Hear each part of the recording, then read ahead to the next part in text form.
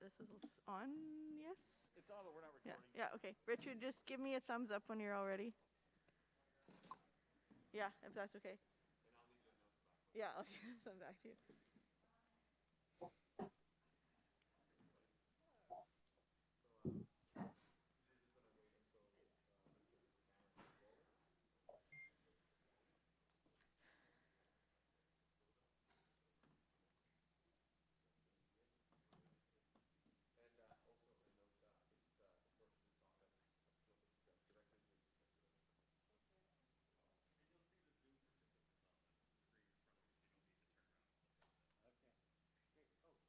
Yeah, let me know if their hands up so I can switch to them too.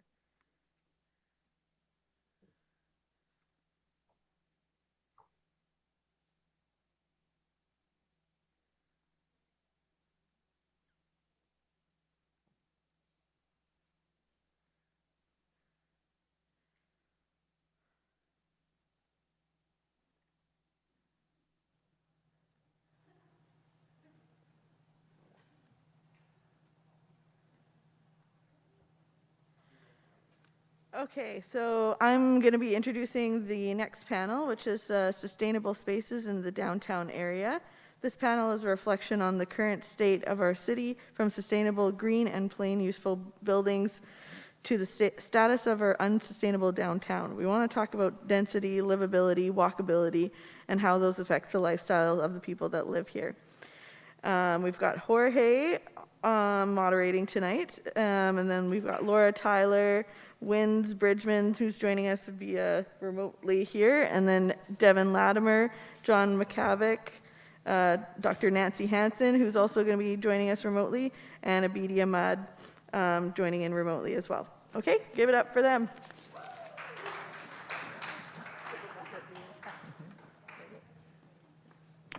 Hi, everybody. Thanks for being here with us today. I'm too used to working at night here. Tonight. There are many definitions of sustainability depending on what different organizations or people need. And so something may be sustainable because it's ecologically sustainable, and something may be sustainable because it's economically sustainable, and some things may be sustainable because they're culturally sustainable. And so we wanted to put together a group of people that could offer different perspectives on this sustainability to truly try and create a sustainable place in the core of our city. And so, my notes, there's so many names. I want to introduce Laura Tyler.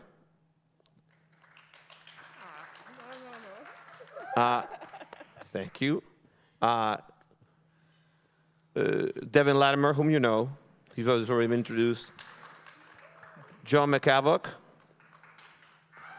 Dr. Nancy Hansen, who's on Zoom. Wins Bridgman, who's also over there with the cool blue hair, and Abdikar Ahmed, he's going to be joining us briefly. He's running a little bit late, but that's cool. That happens in this city with the ice I fell from my bike this morning. I'll tell you later. Okay, so my first question that I want to ask you guys is, how about we start with the definition of sustainability that you operate under? What is sustainable? And that will probably brings us a little bit to your life and professional experience. We'll start with you. Okay. Is this the part I should give my little intro? Sure, that's great. Okay. So I teach chemistry at the University of Winnipeg, just down the street here. And Joey, if you could just start showing the slides. I'm just going to tell you very briefly about a little project that we took part in over the last couple of years. So yes, I teach chemistry at the University of Winnipeg, and I don't do, my chemistry is not involved in energy systems at all, but I teach a lot to do with energy through my various courses. But I also organize a festival in Northwest Ontario, Trout Forest Music Festival. And so with the festival kind of stopping over the last couple of years, thanks, due to COVID, I took the opportunity to do a little special project.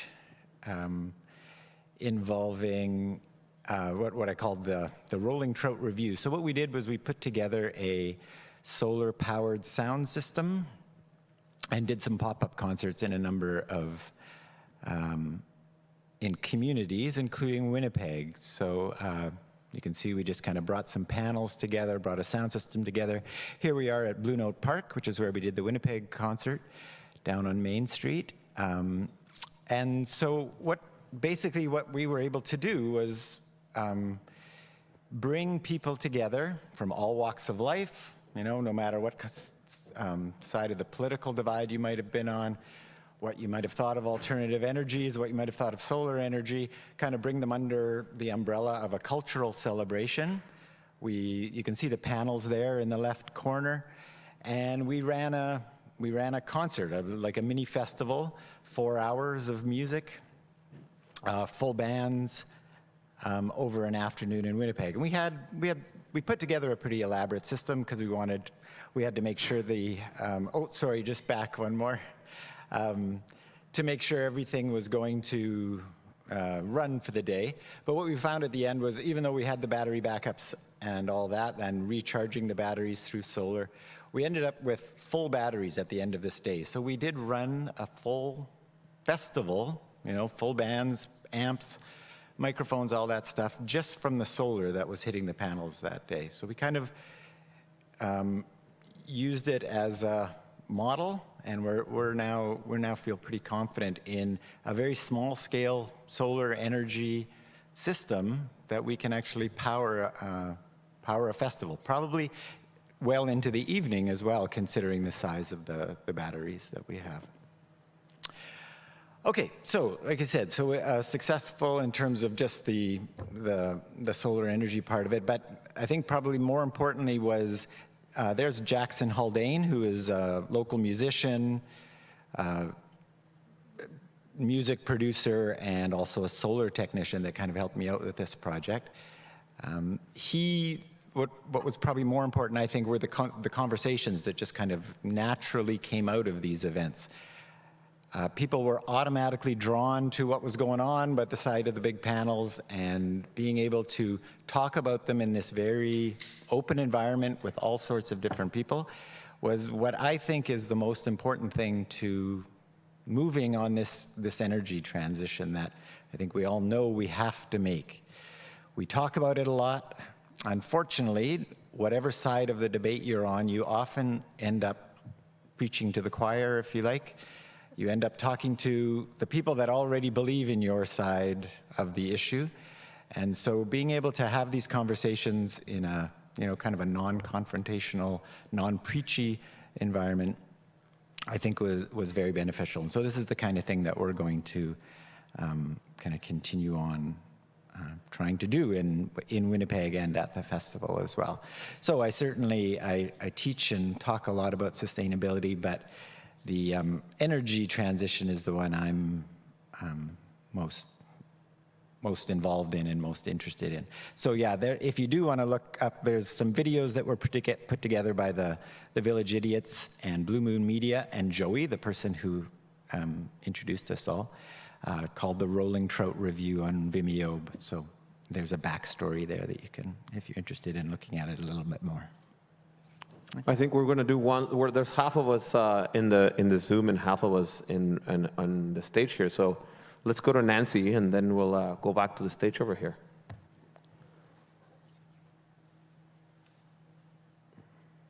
I think you may still be muted there, Nancy. Oh, there you are. Pardon me?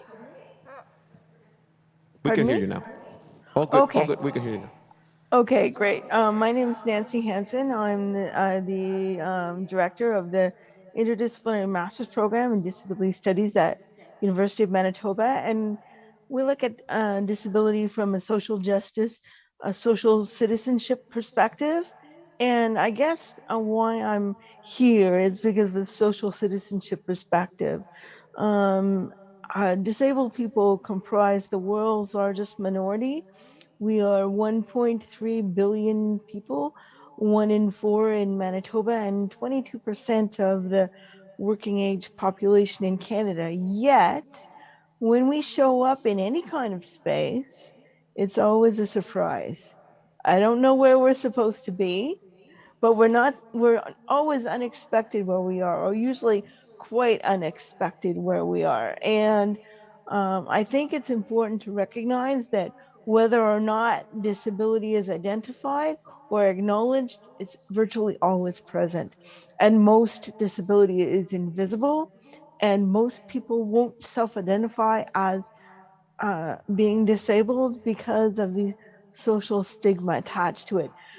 Nobody ever uh, comes in and goes, "Oh, yippee yahoo! There's a disabled person here." But that's why I'm here. We have to shift perspective, and I believe that shifting perspective and looking at disability as an opportunity for creativity, we can make sustainable spaces that work for everybody. Nobody loses and everybody is really included, as opposed to sort of working around with terminology and expecting disability from the outset. So that's why I'm here. Thanks for the opportunity. All right, I think we're going to go to Laura now. All right. Okay, so my name is Laura Tyler. I work for an organization called Sustainable Building Manitoba. And so we care about sustainability from the environmental angle of the three that were named before. So we're really worried about the greenhouse gas emissions, the materials that are being used, just the general environmental footprint of the buildings that exist. So in Winnipeg, about 30% of our greenhouse gases come from buildings, either residential or commercial. And so there's a huge opportunity here. I like to say that buildings are the low-hanging fruit of climate change. We know what to do, and the good thing about Manitoba being so far behind is that there's a lot of easy actions for us to do. Unfortunately, Manitoba is the furthest behind in terms of building codes in the province, or sorry, in the country. And so that just gives us a lot of opportunity to do things. So I'm really glad that Nancy spoke before me, because she nailed it on the head. When we do buildings right the first time, then we're being more sustainable, not just in terms of energy, but also in terms of the materials that we're using. A lot of times we're making choices that are cheaper up front, and we don't think about the costs in the long term. And I'm just talking about the financial costs. Forget about the costs to people's health. We're all in a building right now. How efficient is this building? How's the ventilation? That's not something I thought about until 2 years ago. And so there's a huge opportunity with buildings, and I'm really glad to be here and be talking, because when we build, we need to build right the first time. But in Winnipeg, we have one of the oldest building stocks in the country. And so a lot of the houses that you're living in have been around for a really long time. So there's a lot to be done, but one of the biggest barriers that we're facing is a capacity issue, both in terms of the people doing the work, but also in terms of the money that it takes. And so I think we just really need to make sure that we're thinking about how to do it right the first time, so that we don't have to keep doing it. So as Nancy says, when we build the building for everyone, then we're building it for everyone. So make sure it's accessible from the get-go, because that absolutely does help make sure it's sustainable in the long run. Thanks. Thanks, Laura. There's some quotable moments, I think, there that we should write down somewhere. That's very good. How about we go to Abdikar?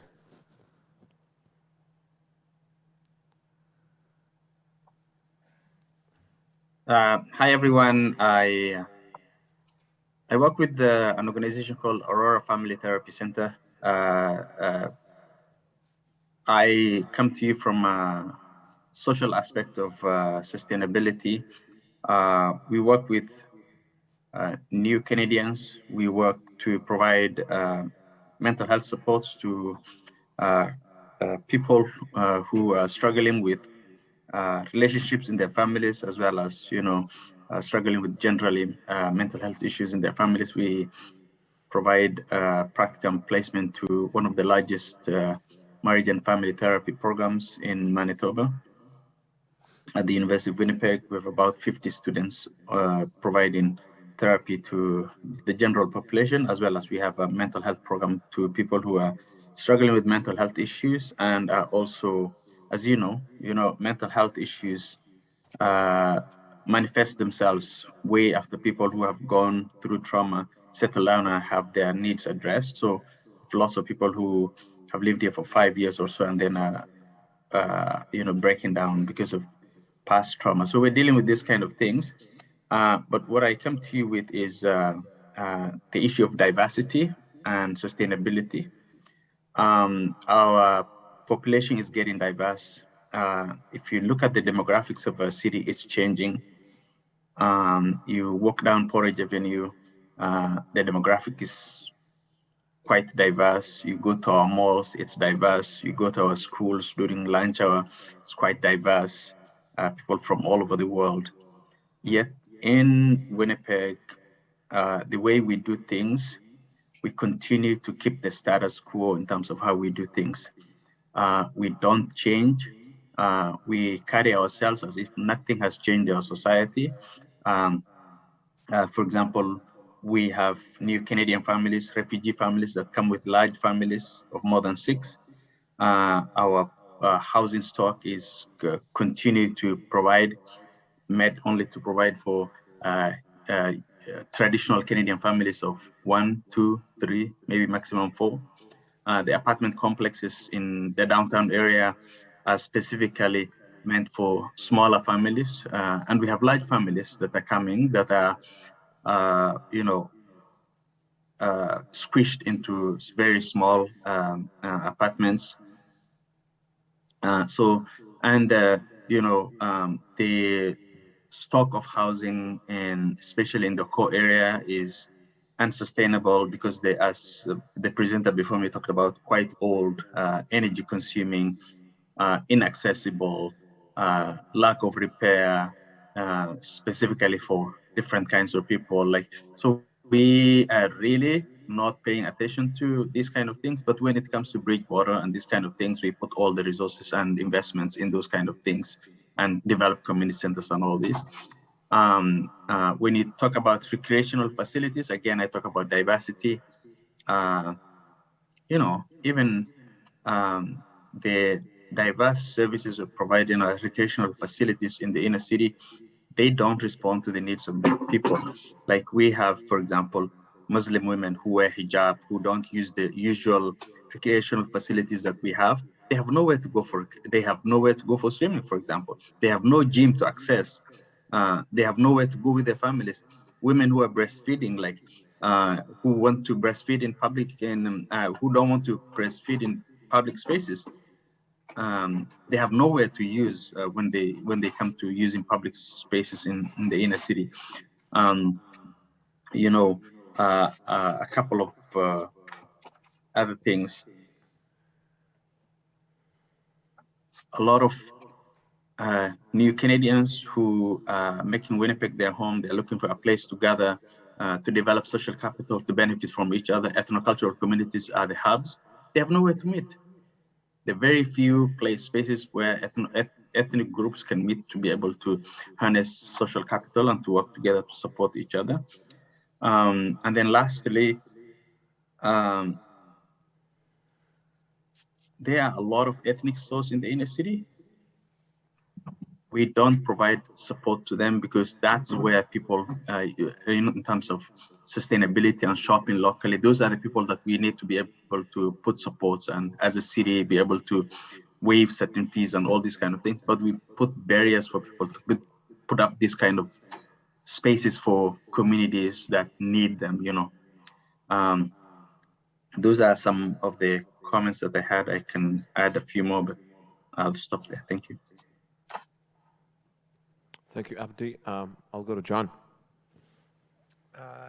Thanks for the invite. So I'm a researcher here at the University of Manitoba. I don't do anything related to sustainability, so this is just my personal opinion. And then if we loop it back to what I do, then I can talk about that. Some of my research is focused on getting kids outside and close to nature, and I think the environment will always win over the built environment. If you go along the Seine, you'll see where nature is just taken back the environment. So I think sustainability is nature, and nature is sustainable, and it'll be more sustainable than us. And there is no nature in downtown. There's very little nature. If you want to talk about sacred, ceremonial, traditional grounds like the Forks, we've removed people from accessing those aspects of nature that are healing, that are ceremonial, that are important for the well-being of Indigenous people, but for settlers and colonizers like myself as well. We also, when I think about sustainability, I also think about anti-fragility. We all are in the same boat here. This is all a very hard left-leaning group that all believes in this, and that's who usually I speak to. But to be anti-fragile, the truckers need to buy in. The donut that votes outside of Winnipeg or outside of the downtown about the things that affect people in the downtown, we have to get them here. We have to be anti-fragile to climate change. We have to be anti-fragile to disruptions in our economy. We have to be anti-fragile to things that are going to rock the downtown. And so what does that anti-fragility look like? And so I think the diversity of our group needs to be broader, and it needs to include people that disrupt our own way of thinking. So we need to figure out ways to engage them in believing what we believe, and we also need to open our ears and our hearts to what they're saying. So when we're creating the anti-fragile things that we believe in, that they're part of that community. Not a lot of people like hearing that, but in my work, when I'm giving talks, I'm always giving it to the same people, and the people who disrupt the things that we do are not there to hear our point of view, and so we have to figure out how to get them on board. And then lastly, it's equity. I think a lot of the sustainable things that we're talking about are tailored to me as a white male, and all the power and privilege that comes with that. And a lot of the benefits that I've seen in terms of health outcomes for children, or health outcomes in terms of building environments or building areas that promote health, or that have health promoting effects, they benefit white people, they benefit affluent people, they benefit people who already are among the most healthy in our society. So our sustainability in the long run has to affect people who are structurally disadvantaged in many regards, and their structural disadvantage is a main barrier to their health. And so again, to be anti-fragile, those people need to be here. They need to have a voice and have power in decision making, and we need to be tailoring these sustainable interventions to their needs, their cultural values, and their well-being. Thank you. That's another very quotable, I gotta write it down thing. Maybe at that too, it's anti-fragile. Wins, let's go with you.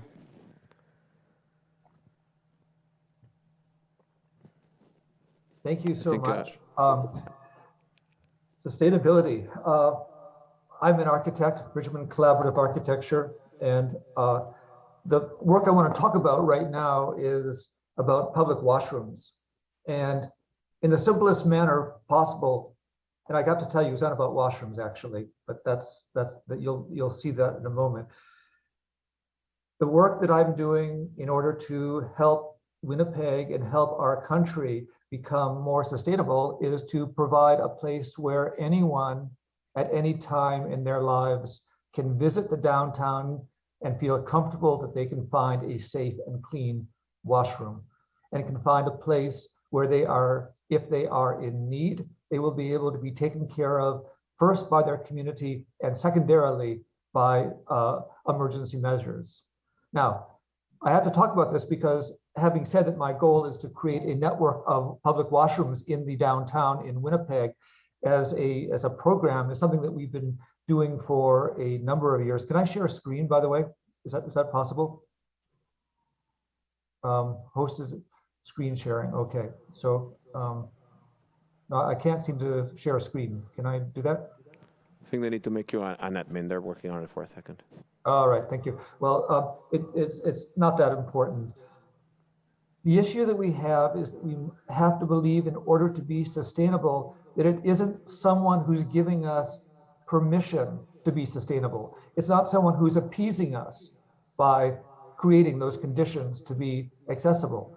It's something that from the bottom up, our community is that we are providing for each other the nature of being accessible. And so the issue that I have is that we need to be able to create washrooms that the community can protect one another as they, in a vulnerable way, use washrooms throughout the city. Now, this happened, we began a couple of years ago. We began actually about 15 years ago creating toilets in Winnipeg. A couple of years ago, we created pop-up Winnipeg public toilets.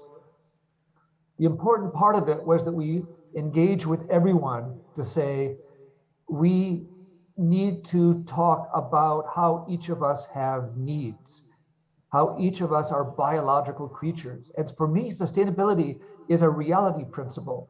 It's to say that each of us are human beings and have needs. Once we accept that, we then can move forward into saying, how is it that we can overcome some of the things that inhibit sustainability? We are currently building a public washroom at a corner of Higgins and Main for one of the most vulnerable communities and in our city, which are people who are roughly 75% of the people at Higgins and Main are Indigenous. As part of that group, we are coming together to develop a different model of a washroom, a model that's almost, think of it as a glass box. Think of it as a place where, with modesty elements, but people are able to see each other. When you are in distress, it's not an alarm only that rings. It is the community that sees you and says, oh, you might need some help. We are here, you're part of us. It's building community from the bottom up that is the basis for any kind of sustainability. And oddly, it is washrooms at its very root in our cities that keep people from exploring the city, from buyers, from coming downtown to buy things, children, older people, people with different kinds of abilities. It's those things that really stop us from being a city together. And so it's funny that as an architect who does a lot of different projects, the thing that's most important to me is to set up this network in the city where anyone within a few blocks can find a safe and clean place. And this doesn't be just about washrooms. This is about washing your hands. This is about finding a place to put a needle if you need to do that. This is about getting some information. It's about a safer place. It's about people who have different gender issues of representation. I didn't mean issues, forgive me that word. And don't want to use a male or female washroom stall, feeling comfortable. It's about having someone who comes with a caretaker downtown and needs to have a stall which is large enough so that people can go in. It's a basis of harm reduction. It's a basis of community that says that's the essence of our city. And we can do that by building examples of it and finding success in these small elements that are basic to our human existence. So that's all I got to say. It's an important thing. When you see public washrooms downtown, just tell your politicians, tell everybody, yes, we need more of those. When you see sponsors, figure out ways that people can sponsor public washrooms. We will make Winnipeg a different place by providing each other the basic needs of human existence. Thank you. Thank you. I think it's very interesting that we're kind of discussing from many perspectives the same thing. We're talking about vibrancy, we're talking about engagement, we're talking about access, like that seems to be the greatest barrier, like whether it is the washrooms or access for wheelchairs or access for people wearing burqas, like it's an inclusivity issue, right? And how can we connect those dots? How can we get to a place where we can create a place that is a green building that includes everybody, that is in the downtown core, that maybe also has access to nature. This thing seemed like the dream, but that's what we're doing here. And I totally hear your point, John, that like pretty much everybody that came to the conference is somebody that wanted to come to the conference. But we should probably think about a way in which we can take this information and make it public in a way that engages other people. It's not just us in the downtown. The people driving trucks, or speeding on Sherbrooke while I'm biking are also using the downtown. And so how can we create both engagement and policy that protects us from that? If anybody can jump in here. Yeah, I agree. We've been touching on the same topic through, I think, everybody's talk. I really like this term anti-fragility. And I think one of the things, like I said, we have to engage the truckers, we have to engage the oil industry, we have to work with them. And it's something I teach environmental studies, a course to environmental studies students, so I feel like I'm preaching to the choir a lot of times too. They're very left-leaning. And so I challenge them the same way. I tell them that when I'm teaching them about energy in particular, that it's everybody has to take on this new perspective, including left-leaning, right-leaning, wherever you are, especially with regards to energy. I think we have to quit with the slogans and hashtags like "leave it in the ground," because as soon as you say something like that, you're encouraging people to be put out of work. There's many ways to exploit oil and fossil fuels without releasing it into the air. The reason there's so much investment and that it's such a safe investment is that even at present rates of use, there's still 400 years of coal in the ground that they know of. So it's a very safe investment. I'm not saying we should go out and dig it all up and burn it. We should especially not burn it. But there's a lot of, everybody needs to gain a perspective that there's a lot of energy involved there that we can exploit in other ways, such as creating blue hydrogen. It means you convert that bond energy into hydrogen and you don't release the carbon dioxide into the air. The oil industry is putting a lot of money into this. They want to be sustainable as well. Everybody wants a sustainable income, sustainable job, a sustainable environment. These people they want the same things as all of us. They just don't want people preaching that they have to lose their job in order for all of us to get those things. So I think it's all about taking a new perspective when it comes to this stuff. Laura, I felt like you almost went in there for a second. I want to qualify that he said safe investment, which is it's for the people that are investing in that. Yeah, I think that often we put the economy, aka jobs, against the environment. And if we really cared a lot about jobs, then why do we have such an infrastructure deficit? I feel like we're not taking care, like we're not necessarily putting the jobs and the money in the places that we really need it to go. Why do we have so many people living in poverty if we cared so much about making sure that people were employed with good and healthy jobs? So I'm not sure if I can agree with everything you just said, but I do agree that people need to have ways to make a good living. And I really think that we've made some bad choices in terms of how we've put people to work or given the opportunities for employment. The just transition, not to use hashtags, but like the idea of the fact that we do need to transition away from a fossil fuel-based economy. And in Manitoba, we're so lucky. We have hydropower. Now that hydropower has been produced at great expense to the people whose land it's been flooded and the people in the north and beyond that. So I don't think it's right that we try and ever call ourselves the cleanest, greenest province because it's been on the backs of other people who aren't in this room because they don't live in the southern part of the province, which we disproportionately listen to. Anyhow, I'm ranting a little bit, but I just do want to say that we really need to figure out how to use less. That's the big thing. Regardless of what form of energy it is, it's using less. And again, buildings are a huge opportunity there because right now a lot of them are old. They weren't built with good insulation.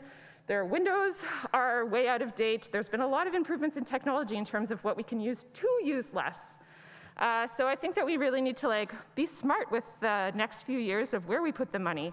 There was a bill or a motion in the city of Winnipeg to stop building natural gas infrastructure. That didn't get through. They just pushed it down the line. Well, we'll wait until this report comes out. For a lot of people, that's a no-brainer. Just stop doing that because then you're creating what's called a stranded asset. So we know we have to get off of fossil fuels. And in terms of how we do it is a really exciting opportunity, but also a really daunting one. And I think everybody has nailed it in a different way that we need to talk to the diversity of people. One of the reasons that we have so many problems is that, as you say, the world was built and decided by one slice of the population that's using it. So how do we make sure that we listen to everyone and build the world that we need to that is inclusive. Because as I said in my beginning introduction, if we do it right the first time, it's cheaper, better on the environment, and it's just gonna be, if we build it for with everyone in mind, then it's built with everybody in mind. I'm sorry, that's like a sloppy way of saying that, but you get what I'm saying. Anyhow, next person. I like that. Anybody want to jump in on that?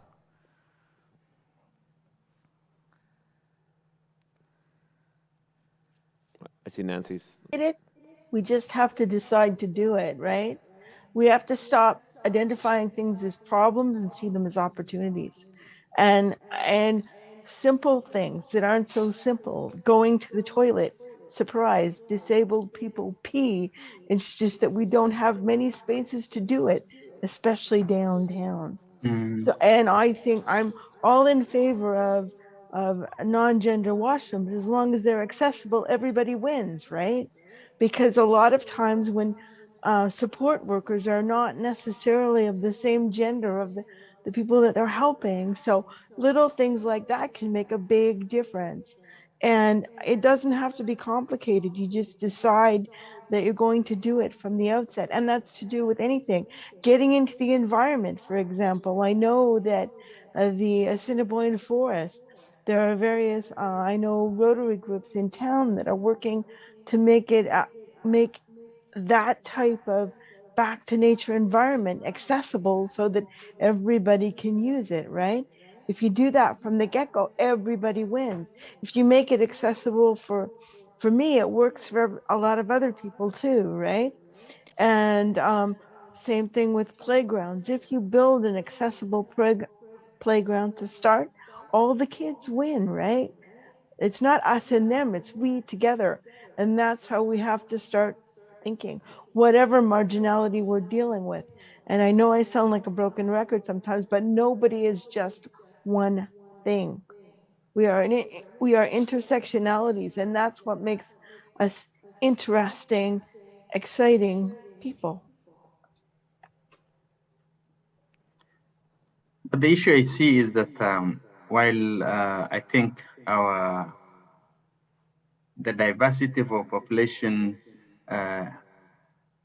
needs a diverse response, when it comes to electing people, we continue to elect the same people who are out of reach of this diversity. We don't have, representation from people who live with the disability. We having people who have privileged lifestyles, come to represent people who are living in abject poverty in our inner city and all these kind of things. So I think to promote sustainability, I think we should work hard to be able to promote people who have lived experience, people from diverse cultural backgrounds for leadership positions, so that, the next time that you bring something to city council, you are not having half or 90% of the members of council thinking, what is this? Or it being so foreign to them because they have no idea what it is for the people who are bringing this forward. People were clapping quietly in here, Avdi, just so you know. So that's interesting. As I said in the introduction to the panels, it's maybe no coincidence that there's going to be an election soon, and we're having a conference now. What do you think the platform for sustainability needs to be? And John, I'll actually jump into that's where your point about anti-fragility could come in, right? What is a platform that is inclusive of everybody? And it's if you build it, they will come. That includes everybody. Do you guys have any thoughts?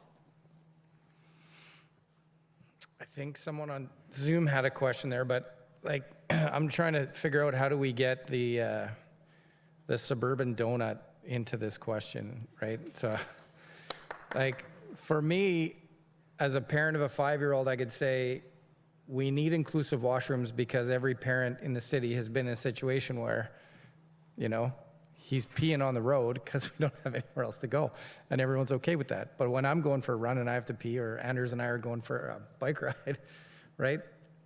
I think everyone can relate to the need for that, and then that opens the door for inclusivity because we've all been in a similar situation, and we need to elect people who can have those conversations on both sides so that we can achieve these outcomes. Anti-fragility is not my thing. It's Nassim Taleb, by the way. I'm stealing it from a famous economist author, so the guy who wrote The Black Swan. And so when we're electing people, when people are trying to get elected, they need to hear from both sides of the aisle a similar message. And maybe that's what we need to do next, is tailor our messages to a broader audience, and have more diverse voices at the table. And in my work, those voices are Indigenous, and the Indigenous approaches to anti-fragility and sustainability are way ahead of a lot of us. So I think we need to really listen more to the Indigenous people in our city and bring them to the table as well. Well, I think we should, when you hear somebody clap, you can clap if you agree with them. Wins, you were going to say something? Yeah, I'd like to talk about things that are difficult in terms of sustainability. We understand that there are a series of a history of wrongdoing in terms of settlers and so on that have created situations that are very difficult for everyone, particularly the Indigenous folks who have gone through residential school situations, and the ripple effect has been very strong in Winnipeg. So we have in Winnipeg particularly the situation where we need to both discuss this issue and also open up the door for the great celebration that we have of our Indigenous population having this wonderful creativity and growth. What we have to understand when we talk about anti-fragility, though, is why did everyone abandon the downtown? Why do people flee the downtown? Why is there so much of this thing that has happened? And it is because of unresolved political tensions. And it is essential that we deal with those things. People will continue to not be downtown, continue to think of us and them when people are frightened of the people who are downtown. And you know, whether it's frightened for whatever reasons, whether it's based on reality or on myth or guilt, it is nevertheless something that we need to resolve. Now, I don't want to focus only on indigeneity because we're a complex city. There are many, many things that are going on in it. But I do want to point out that in order to listen to one another, we have to not be afraid. We have to not feel as though there is an elephant in the room that is so big that we don't know how to handle it. And so we flee off to different parts of our city, and there's no understanding between, as you said, the suburban and the downtown. So small things that we need to do to reach out to one another, things that each of us need to educate ourselves in terms of the nature of entitlement and whiteness, in some cases with the leadership that is there, and gender issues. These are essential elements in our goals towards sustainability. And I believe that, in fact, everything that we should be doing, although it has energy is important and all those things, we know that a war destroys every LEED building that's ever been made in Canada like that. So maybe LEED is important, but maybe figuring out ways in which we communicate with one another, how we deal with each other's the inequity which is in society, is essential in a way that doesn't polarize, in a way that says, actually, there's something here that we all can really benefit from. Our society can become so strong and so healthy when we use the great strength of all of the different communities that we have together. Thank you. I can see that we're running out of time, and I'd like to get some questions from the audience. I'd like to just close with, I'm a first-generation immigrant that arrived in Winnipeg from Mexico City, and I decided to stay.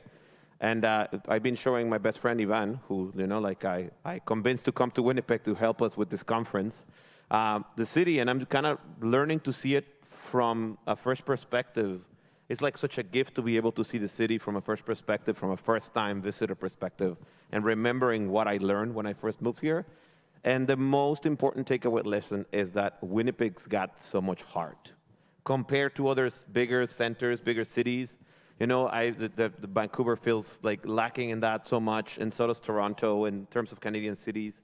And just Winnipeg's got so much heart. And I think that's where we can actually, the thread that we're all pulling at the same time right now, I feel like we're all pulling our threads at the same cloth to try to unravel the mysteries of how to make a better city. I think we're just basically just touching in this, scratching the surface here. And I would like to hopefully be able to invite all of you again and continue to have these discussions. I'm just learning a lot. And in terms of the Western Cultural Center existing as a building in the corner of Ellis and Sherbrooke, in one of the most unsustainable and dangerous corners, trying to be a community creator and fostering organization. This is such a gift for us, and thank you all for being here and giving us your experiences and knowledge. It's greatly appreciated. Thank you. See, now you all clapped. Who has questions? So, you guys wanna ask some questions?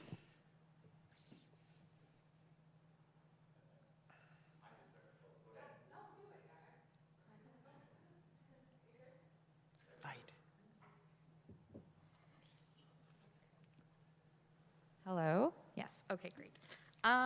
Thank you all so much. I really love the diversity of sustainability and how it touches on literally every aspect of Winnipeg that needs gentle improvements. I did want to comment on, basically, it sounds like a lot of what we were talking about is essentially selling sustainability to the other side.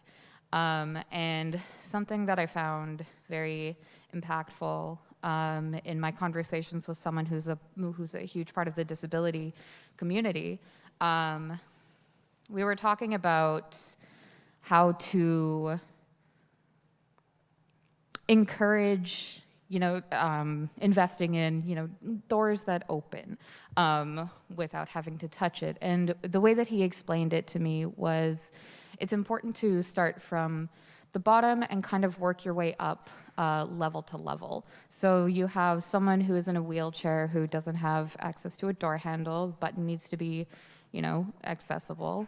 But then you move up from that. I know Kirby had mentioned families, a mother with children. You say, okay, well, in order to access the door, a mom holding a baby needs to have that door handle be accessible, right? And so you have that level, which appeals to anyone who has a baby in their hands, yeah. And then from there, you can also move up to a higher level. Let's say one-stop grocery bro, who's like, I don't want to open the door with my hands, and I'm the same way, right? And so I find something that might be helpful to anyone who wants to sell to the other side is meeting, we need people to meet us where we're at, and we also need to meet people where they're at. So identifying those interests and appealing to that side, being like, I know you're lazy. We can help you. We can make this better for you, is just one way that I've found is helpful in kind of opening the mind's eye of these people who don't need to think about disability accessibility and, what it means to be able to pee in public in peace, and so I find that was really great. Just as an idea to anyone who wants it. That's it. I didn't have a huge question about that, but I just wanted to, if anyone had needed that in the future, thank you so much for coming. I genuinely appreciated public toilets, the fact that they haven't there's no public toilets still for 2 years or something, mind-blowing to me. We got an award for it and then they took them down. Thank you, love you. Bye. It's such a basic thing. It's really funny that we have to talk about it It's like, hey, would you like to pee anywhere there? Hi. So the city of Edmonton eliminated mandatory parking minimums in its zoning. And, just let the market determine how much parking is needed, which is, I think really an interesting thing. So what was that? Mandatory what? Mandatory parking minimums, like mandatory minimums for including parking spaces in building Got it. Redevelopments or new building construction. And there's even an example from Calgary where they built a building downtown with zero parking, and it's set, the profits were the cost savings were distributed between the developer and the condo purchasers, and it set a record for selling out. So I think there's a huge, I guess that there's also been some criticism around removing mandatory parking minimums, because then that space, isn't, there's no conditions attached to it. So, I guess in the context of this conference, and this session, making downtown more sustainable, what would be one thing that you think could take up a parking space? What would be your number one choice for something to replace a parking space in the downtown? That's that's the experiment we're gonna do next year, just so you guys know. 6 trees. 6 trees. 6 Cool. trees or whatever. I'm gonna green, something green. Tree and a solar panel. Yeah, a park or sitting for a coffee shop, or, parking for 30 bikes. It actually, Ivan was explaining to me how the mandatory minimums in Mexico City work just a couple of days ago. And it's actually, it's a huge detraction for the city. And in Winnipeg, it's actually pretty terrible that we have, lake-size parking lots in the middle of downtown that are, just doing absolutely nothing. And this year, we tried to take cover of some parking lots for our intervention, and we just couldn't do it. Maybe next year you guys can all help us, but we just wanted to steal a parking lot and put a food truck in it and make a restaurant there, just to prove that space can be useful. And that's another reason why people don't come downtown. People don't live downtown because there's so many damn parking lots, Just a suggestion here. We also have empty parking lots that are on empty land that is undeveloped, because it makes the most money for the city. So in that thing of saying, hey, we can think of other ways of doing this. In Toronto and other cities, they build temporary CCAN villages for all kinds of retail and for other kinds of activities that are understood to might be removed after and relocated somewhere else after that land has found another use. So there's parking on the street and there's parking in parking lots. We want to be able to reach the other side. Often money is a good way to do it. Thanks. Hey, everybody. Once upon a time, there was a group of people who wanted to build a house that was a transition house for families that were getting their children back from child welfare. 2 units would be for these families, and a 3rd unit would be a bachelor suite for an Indigenous youth aging out of child welfare. These individuals that dreamt up this plan, that had lived experience in the child welfare system, were able to connect with partners to build a house on Mountain Avenue, and it's currently in process. But I say in process and not done because these people had the audacity to ask to reduce the number of parking spots that was going to be in that house because they wanted, gasp, a garden. And so I just want to ask, does anybody know if there's something we can do with the city of Winnipeg so that we don't have to delay the building of such an essential and obviously universally agreed upon essential support to our community without having to wait weeks, months, write reports, present to council, and then finally, only just this past Thursday, we were able to finally say, You don't have to build that many parking spots. You're allowed to build a garden. So does anyone have any tips on how we make sure that this kind of BS stops? Thank you. Sounds like you. Yeah, I'll jump in there. Well, the election's coming up soon, so let's make sure that we elect some people that are good, aka let's convince some good people to run. I don't mean to be rude, because there's a lot of good things that are happening in the city of Winnipeg, but the government is a mess. Our climate plan is unfunded. It's already projecting that GHG emissions will go up for buildings before they go down, and it seems like the political will to take action is not there. A lot of things are relatively easy to do, like why is that such a hurdle?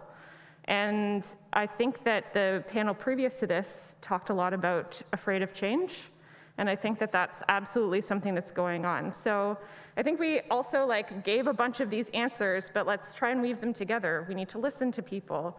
We need to make sure that things are built inclusively, but who's gonna do that work? And who's going to take on the fact that your life needs to change a little bit? Change is scary. How do we make sure that that change isn't as scary? There's a lot of fights going on around infill.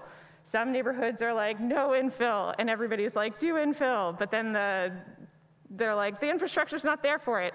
So the answer even about what to do with that green space that was asked is kind of complicated. Yes, let's put trees in, but is that what serves the community right there the best? And so it's a hard thing to do, but I think that comes down to is political will and strong advocacy and paying attention. I know that a few years ago, the city put up those sound cannons under the bridge. Did anybody lose their job for that having happened? I don't think so. That's unacceptable. And so but doing that work of holding accountability is really hard and tiring. So I think that we all need to get up off our butts and work together and share. It always seems to be the same people pointing out the problems. So, a lot of times people only react when it affects them directly. So maybe pay attention to what's affecting your neighbor and stand up and advocate for what they care about too. I don't know. Thank you. I would like to nominate Michael Redhead Champagne for mayor of the city of Winnipeg. They seem to know what they're doing. Anybody else? I think the one other thing, sorry, is very quickly. One other thing is that the city of Winnipeg continues to talk about the limitations of its charter. But the charter of the city of Winnipeg is quite archaic and, it's old time. A lot of the cities across Canada are involving themselves in housing and coming up with creative ideas. The city of Winnipeg, when you talk to them, they say, oh, our charter does not allow us to go into housing and this kind of things, And you find many of the things that the city does are also stuck in old ideas. They're not waking up to modern times. The thing I said about demographics and everything that this city, we worked with the city to introduce a newcomer welcome and inclusion policy for a couple of years. It has no resources. Even when they move to the next step of creating a policy or coming up with ideas or take on your ideas, they don't put money into it. So this city needs fresh ideas, seriously speaking.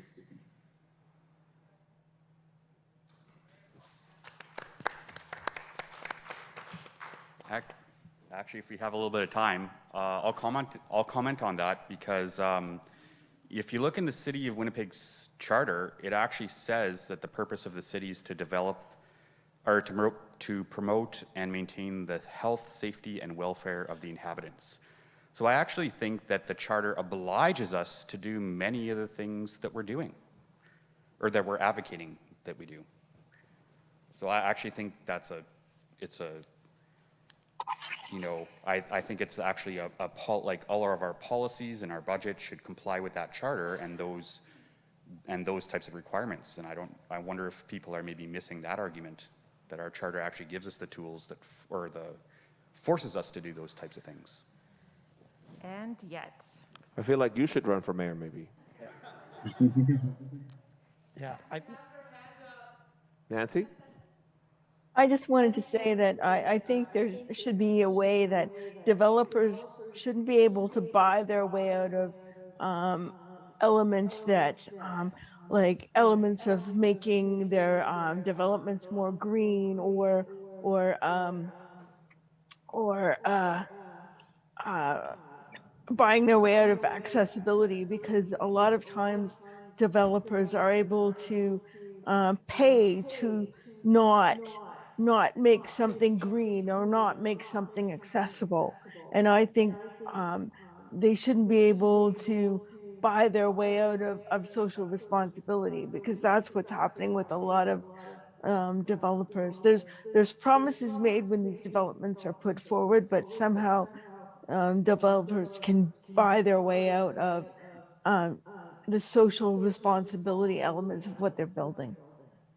I don't know if I'm articulating that properly, but I know what's happened in the past with developments that were put forward as being more inclusive and livable, but the livability part was removed when certain payments were made in lieu of.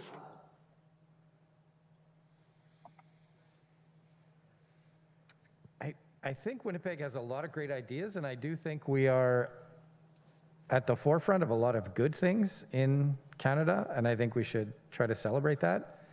And I think for me, the way to get these ideas into action is not sexy, but we need more purple neighborhoods. Like, we keep electing, like the American analogy of blue and red, like we keep electing left and right, and it's always left and right. And we need to talk to more people on the right so that their neighborhood becomes purple, and people or elected officials have to listen to those two voices and then take action, instead of us having this, binary body of elected officials that are just fighting each other all the time, left and right. So I don't know how we make it more balanced in the rural area, or not the rural, the suburban areas, but for me, that's one of the key things we need to do. And we also need purple rural areas, because they have so much voting power for provincial stuff, and then there's a rural urban divide where, currently the rural municipalities have all the economic power. We're getting transit getting defunded, and all these other things are a result of, they want to build a hospital in Selkirk, or they want to, the priorities switch every time the political wheel moves from one color to the other. I think you're right. But developing a centrist province, that maybe you should run for mayor. Yeah, no chance. Just to jump in again, I think that's like really well stated, more purple neighborhoods. But I think that we have a lot of people who, again, aren't impacted by a lot of the bad decisions that are being made.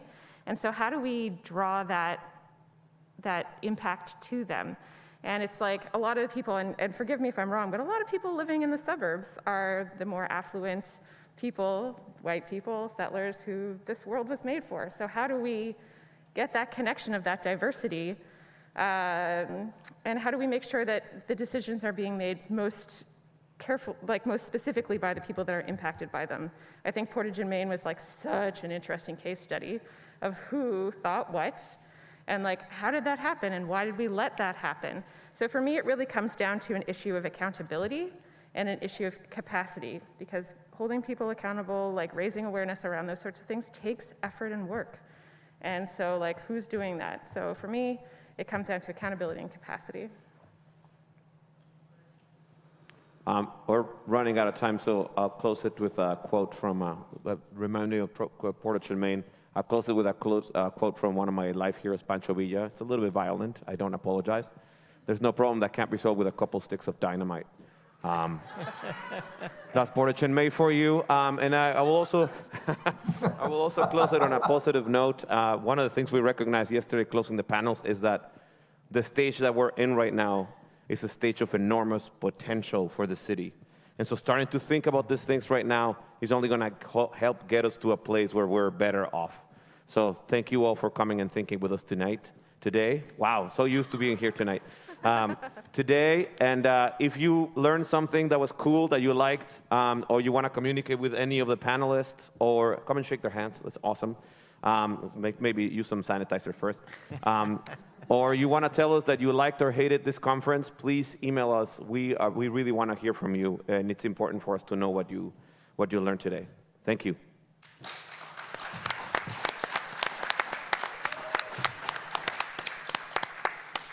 Thank you to all the guys on Zoom.